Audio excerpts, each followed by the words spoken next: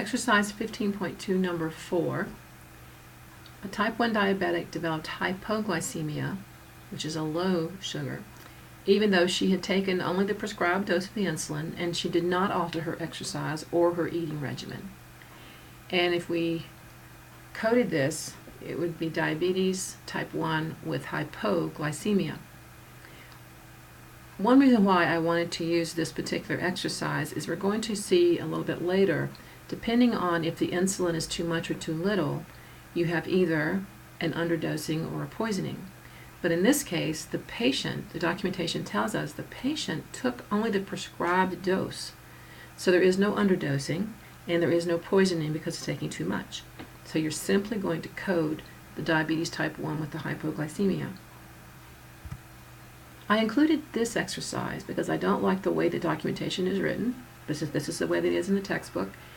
It implies, by using with this way, that the mental disabilities are related to the cystic fibrosis, and they are not. So to make our point, let's look in the alphabetical index under fibrosis, cystic. It's to show you what I'm talking about.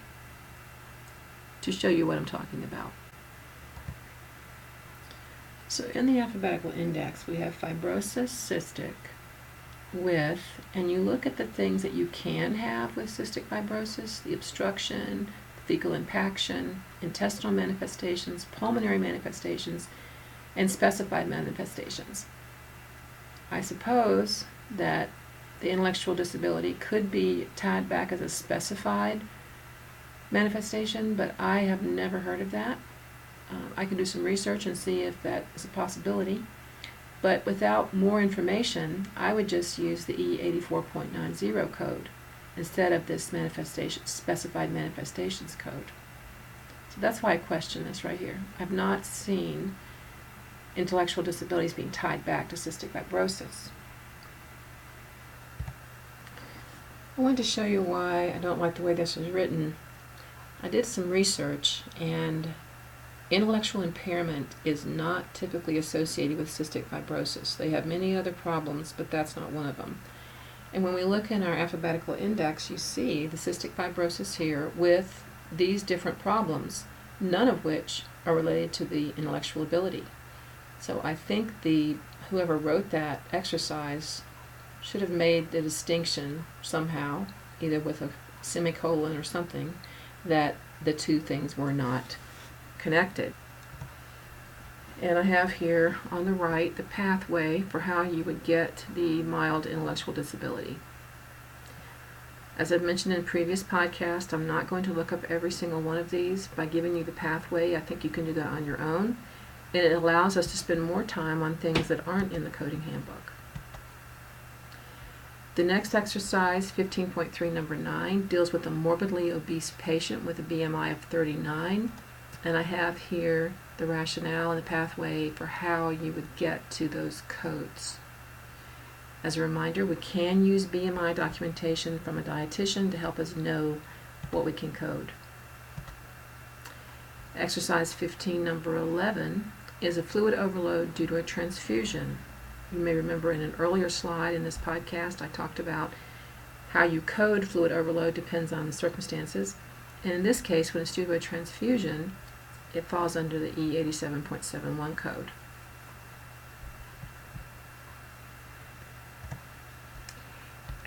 Exercise 15.3, number 3, has congenital myxedema. That's pretty straightforward, but this one, the inappropriate antidiuretic hormone secretion syndrome, is a little more challenging. So I wanted to show you the pathway. When you are looking this up in the alphabetical index, antidiuretic is your main term. That's a tough one. And you see here in the alphabetical index, there you go. I know when I first started looking for this term, I was using syndrome as my main term, and there are no entries under syndrome for antidiuretic hormone. So then you just start looking other places, and I fortunately I looked under inappropriate, there was nothing there. But then when I went to the next term, antidiuretic, I did find it. So sometimes you just have to look around and try all the different terms until you find the term or terms that describe the condition. If the record did not state the type of diabetes, there is a default, and that is in one of our coding guidelines that I've quoted here.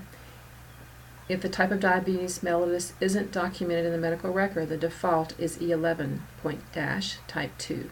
Of course, the dash meaning additional characters may be needed. Something to always keep in mind in a good test question.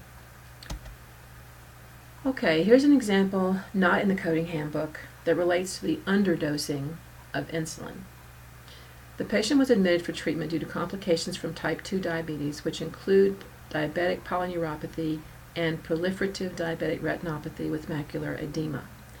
The patient was using an insulin pump at home. However, she told the physician it had not been working correctly for some time, and she found out this morning from a service technician the pump was not delivering the full prescribed dose of insulin. So what this patient has described is an underdosing of insulin, which is a mechanical failure of that pump.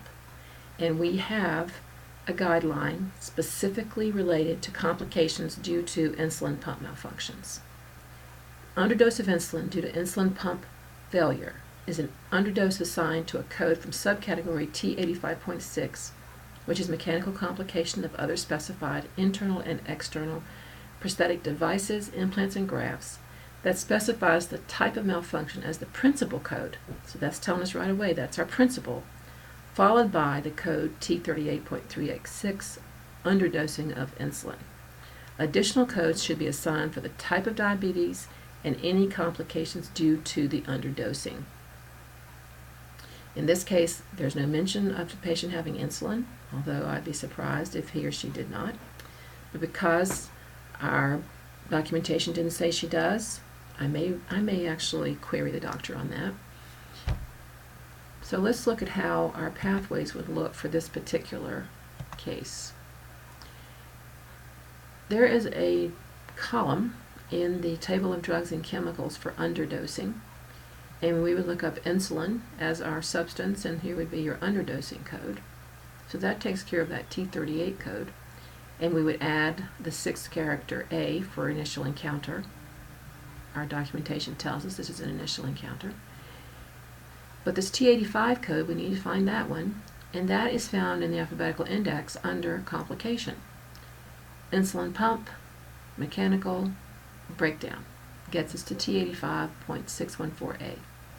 The underdosing code we have here below, T38.386. We know this person has diabetes with polyneuropathy.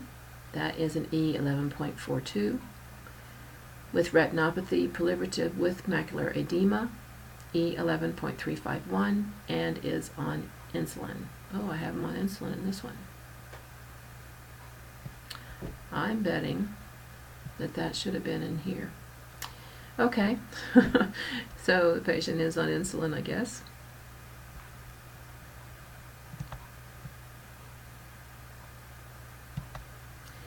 Then here's the same case, the very same case, the same diabetes, only this time an overdose of insulin is considered a poisoning. Underdosing is when she's not getting what was prescribed. Overdosing is when she's getting more than prescribed, and that overdose is considered a poisoning. So you're going to go back to that T85.6 code. This time your T38 code is a poisoning code, not an underdosing code. And then of course your additional codes assigned for diabetes and any associated complications. Well, of course she's on insulin, duh. We're talking about the insulin pump. So I was wrong earlier. Sorry. It's early in the morning, what can I tell you? This is another exercise not in the coding handbook. Patient had a total pancreatectomy last month, and as a result has now developed secondary diabetes mellitus and uses insulin. We have a guideline that speaks directly to secondary diabetes mellitus due to a pancreatectomy, and it gives us our 89.1 code here for post-procedural hypoinsulinemia. My goodness. You assign a code from E13 for your secondary diabetes and the Z90.41 code for acquired absence of pancreas. Of course, it mentions she uses insulin, so that's our Z79.4 code. So whenever you see documentation that talks about a total or a partial, it's a different code, total or partial pancreatectomy, you're going to be reminded of this. You're going to be reminded of this coding guideline. This gives us our pathways for how we would work through that problem. Note that there is an instructional note below the E89.1 code that tells us to use that Z90.41- code for the absence of the pancreas, acquired absence, meaning the patient had it removed, and then our post-pancreatectomy E13 code and our insulin. Then here is the secondary diabetes comes under the specified type code for diabetes, which is E13.9. Here's our insulin, and here's our absence of pancreas. The exercises in this PowerPoint do not address all the guidelines for Chapter 4. Exam questions may relate to all the guidelines, so be sure you cover everything in your code book. And always follow your assignment schedule with regard to any specific chapter assignments. If you have any questions, please post them in discussion board, and I'll try to answer them from everyone. Thank you.